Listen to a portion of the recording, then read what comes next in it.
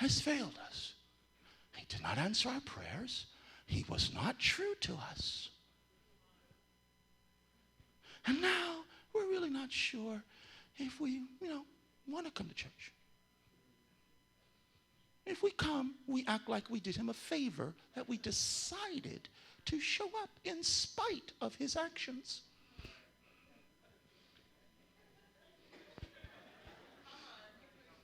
So if we lift a little finger and say, PTL, because he's not worth the whole praise the Lord, so PTL.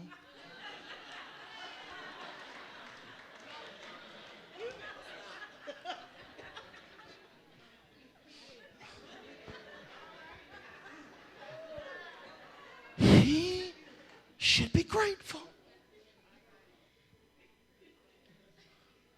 But Christianity is not supposed to inconvenience us. It is not to bring us out of our comfort zones. This is the mentality that we are embracing in America. The Christianity should not incorporate any levels of discomfort. Oh, we come running, going, I don't understand. I give my tithes. I give my offering. I pray. I can't find a job. Could it be the reason why you haven't found a job is because you haven't found the source?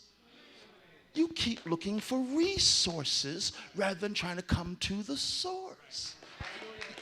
You say, well, I am praying. Yes, but what happens is you end up seeking his hand, not his face.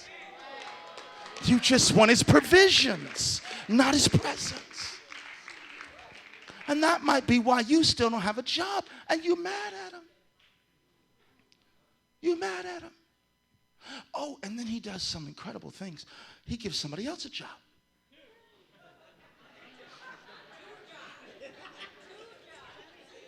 Oh, you just going to rub it in, give him 2 jobs. All right. Go ahead. You're going to rub it in. Now, and the thing of it is sometimes you think seniority would matter with God. I've been in this church longer. I've been saved longer. How come she just comes in and gets a husband?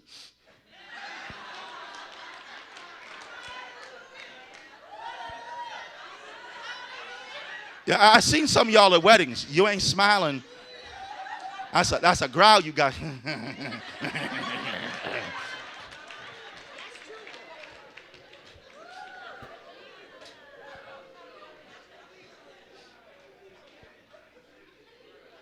And why is it that they come in later and they get more? Why is it that they come in later and they get the job? They've only been saved 6 months and God gives them a job. I've been here for a couple of years and I've been asking God for a job. I'm not getting a job.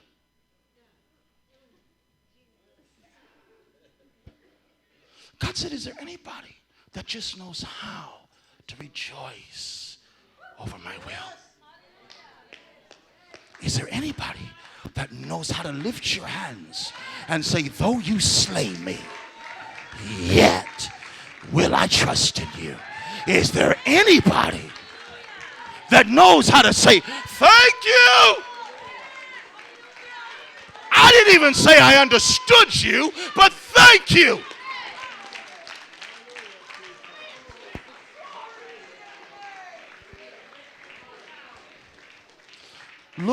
Looking unto Jesus. Now, you have to be careful here because this phrase, one of these things we get used to quoting a lot. And we quote it so much until sometimes we just don't stop and look at it. Looking unto Jesus. Everybody shout, looking unto Jesus. Now, this means you're not looking everywhere else. You're not looking at the fashion trends of the world. You're not looking at what everybody's wearing. And how come you can't wear that?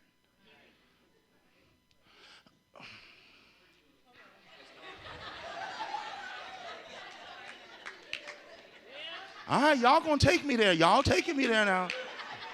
Y'all walking me up and watch what you doing. Watch what you doing. Because God's going, now wait a minute. I made you. And I made you that you would also come into understandings of modesty. You say, well, my friends are wearing these short skirt or tight jeans. All my friends are wearing, oh, okay, maybe they are. not saying, but what's so amazing is you want to be used by him, but you don't want to stand out. Even the world will tell you to be special means to stand out.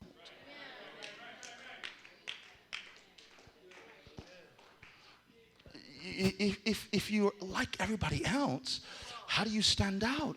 Why should they want to follow you when you're following them? My God, some of you wear stuff that is just not, you don't need any imagination.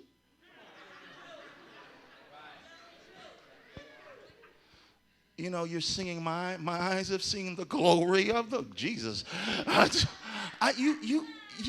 You know, sometimes I have to look at God and go, you know,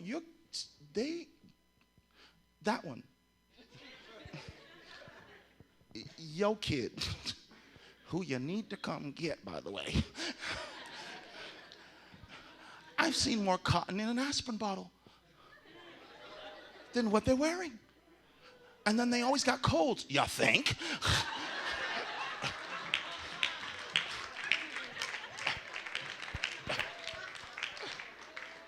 Put some clothes on, child.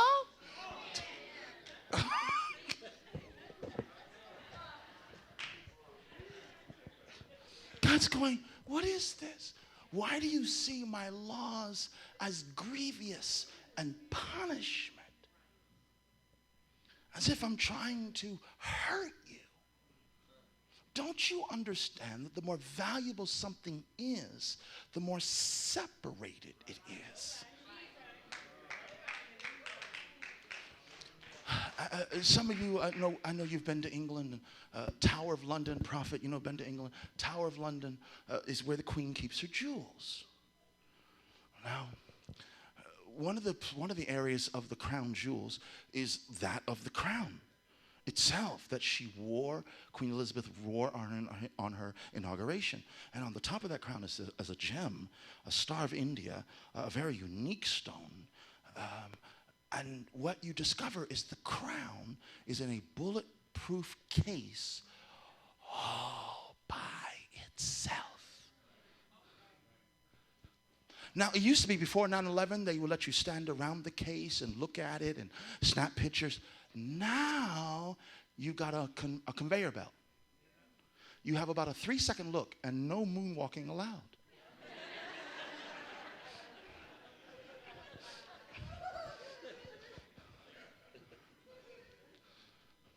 Because the more unique something is, the more it's excluded to itself. You say, how come I have any friends? That might be because you're unique. How come you always see it as punishment? Why? How come you always take the things of God so negatively? Why is it that it doesn't dawn on you that a God that would die for you, hang naked on a cross for you, would actually be trying to give you the best? I mean, could that just be? Why die for you and then hand you anything? Some of you, bless your heart, you got so much fear. You're so afraid that you're not going to marry anybody, and you're so afraid who you're going to marry, that you won't get the leftovers of society, that God's going to give you some snaggle-tooth man that got one tooth stuck up in the middle and it's green.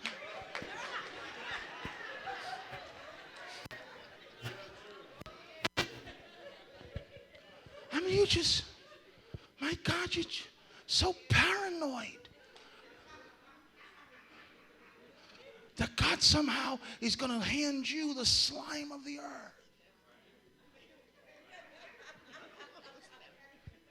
And some of you have the notion that, and a lot of it's because you don't accept really how much you love him, how much he loves you. Therefore, you think I can't say I blame him. That's probably what I deserve. But if he believed that, he never would have hung on a cross. He never would have given his life. What is wrong with our mindsets that you cannot embrace that he states you're valuable? And if you believe that, you would put your defenses down with him. You get to the point where I don't care who's looking. When you want him bad enough and you have understanding, you will come to an altar, you will lift your hands, you will cry, you will do whatever it is you need to do. I'm talking to brothers, I'm talking to sisters. You will do whatever it is you need to do because You realize he's the help. Prophet, what's going on with us? That we are so willing to be exposed in all other areas, but with God, we go to doctors. Huh? Opposite sex. Many of you women, your gynecologist is a man. And you expose yourself to the most deepest secret levels to get help. And then come to God and act like you got lockjaw. Like you the Tin Man that rusted up on the pathway going to Oz.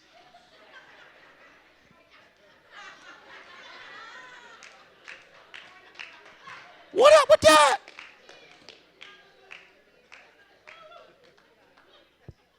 We can't even get you to say hallelujah. Like it's making you pick.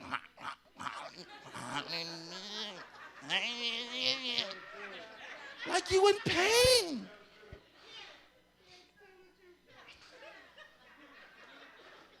God said, isn't there anybody in the house that just knows how to say thank you?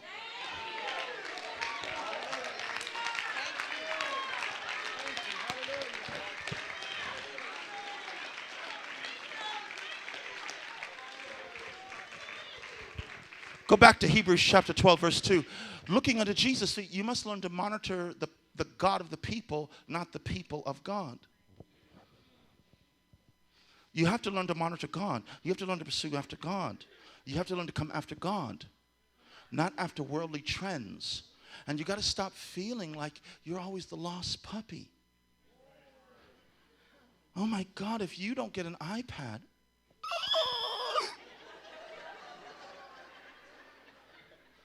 and the new iPhone 4S is out, and you can't get one.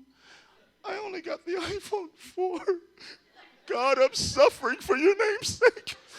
Give me strength, Jesus. This is our definition of being persecuted for righteousness. I can't get the no iPhone 4S. And everybody else has got them, and I'm the last one. I got iPhone 4, and everybody's doing it so fast, and mine is 2 times slower.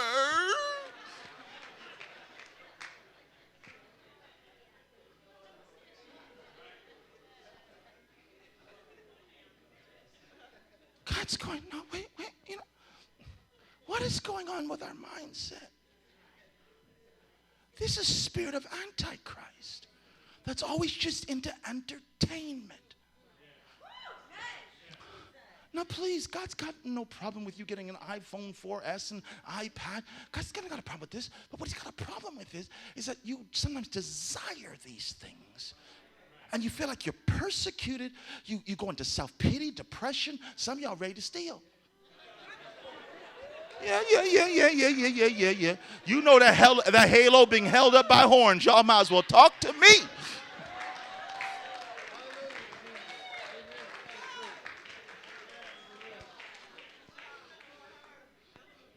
Talking about the Lord bless me while your hand found its way into somebody else's knapsack. The Lord guided me. 5-finger discount.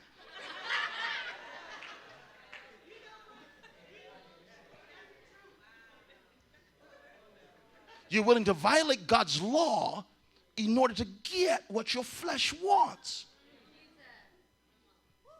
Or you feel depressed or sad as if you have been punished by God. You know, one of the odd things God did, I'm coming back to the scripture, but you know one of the things that God did to me some time ago? He said to me, listen, go get a few people that you know, different people, go get them some iPads. Go buy them iPads, the different ones I was getting iPads. All right. And then I said, well, Lord, I'd like to have one. He said, that's nice. I went, huh? Rewind, be kind, huh? He said, oh, that's really nice. Yeah, that's nice that you want one, because you ain't getting one. I said, well, but why? Because, you're a preacher, you're a big-time preacher, you're on the road, you don't got an iPad? No. Boy, I guess you ain't that big time as I thought you were. He said, no. He said, let me teach you something. He said, sometimes you just got to make your flesh wait. It's not that the iPad's a sin. It's not that there's anything wrong with it. It's just that sometimes you need to tell your flesh no. And you're not moving by every trend of the world.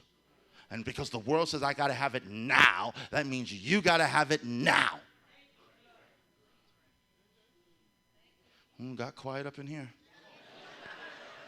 Don't y'all worry about it. I'm used to preaching in libraries. Don't y'all worry about it.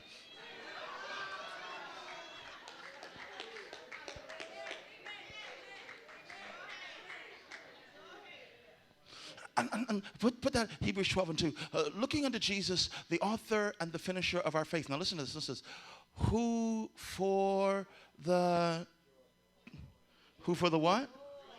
The joy that was set before him. Look what he did. He endured the cross. See, when you have the Spirit of Christ, you will go to the cross with joy. He endured the cross. And listen. You got to catch this next line. Despising the shame. Despising means he ignored the humiliation of the cross. He's hanging naked before his own creation, and he ignored the humiliation of hanging naked. And if you're going to be like God, you're going to have to go through seasons of crucifixion where God lets folk lie on you, where God lets folk talk about you, and God says, be quiet. And you know what's so amazing about God? If you even think, if it looks like you thinking about defending yourself, God's on you like white on rice. And then you stop and look at this. The person that's against you, you stop and consider, now wait a minute. For them to say what they're saying against me, God has to give them breath. God has to give them the ability to put their words together. And God has to decide to keep them alive.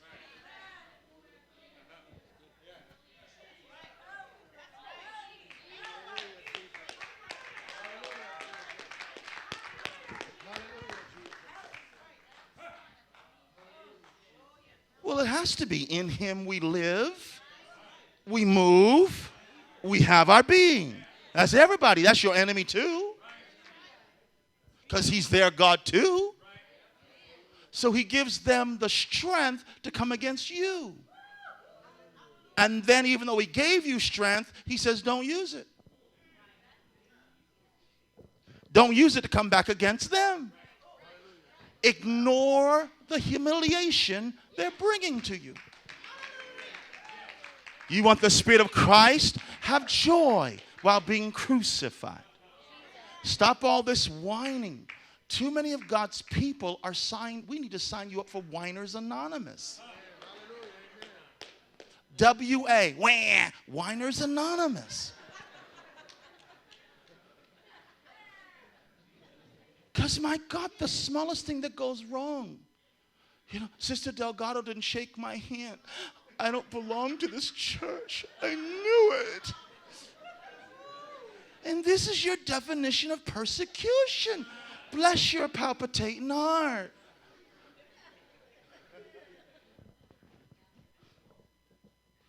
God's going, well, maybe I didn't let her shake your hand. To reveal content of your heart. To show you what needs to die. Instead, you get mad at me. You get mad at her. And then you tell me what you're not going to do. I ain't coming back to this church no more. Like it was actually your decision.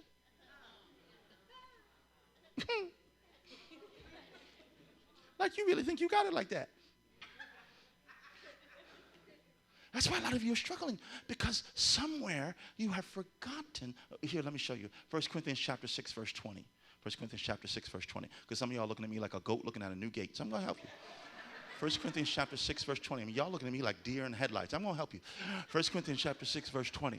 Look at this. Look at this, because this is what Paul said. The Apostle Paul said this.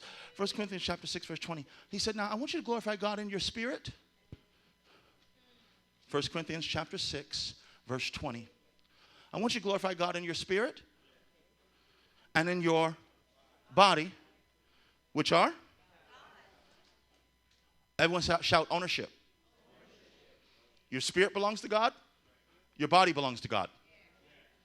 Then how did you make these executive decisions where you're going? How did you decide you ain't coming to this church no more? How you do that?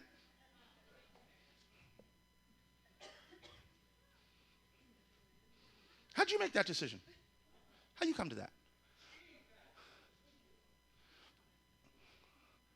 Y'all don't want to talk to me now. You like moving right along. Next. Let me think about that. I'll get back to you.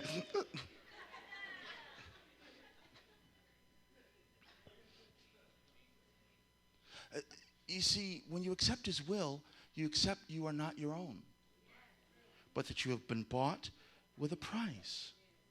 Therefore, glorify God. Glorify means do what he wants you to do and do it with joy. Quit fighting him. Quit trying to change his mind. Some of y'all act like you in WWE with God. You got to try to give him the smackdown and pin him 1, 2, 3. You got to fast and pray until he gives you what you want. Don't you know it's a dangerous thing many times to get what you want? Have you learned that yet? It's dangerous normally to get what you want. Huh? Because many of us are like babies. Babies in the fact that a baby will see an object and it sees the light on the object. It sees light, and babies are attracted to light, so it wants the object. You look at the object, look at the baby, go, oh, no, no, no, baby. And you're amazed at babies. Babies have tempers. They ball up a little fist, red all in the face, look at you, and scream. Like, who are you to withhold this object from me? Now, what the baby saw was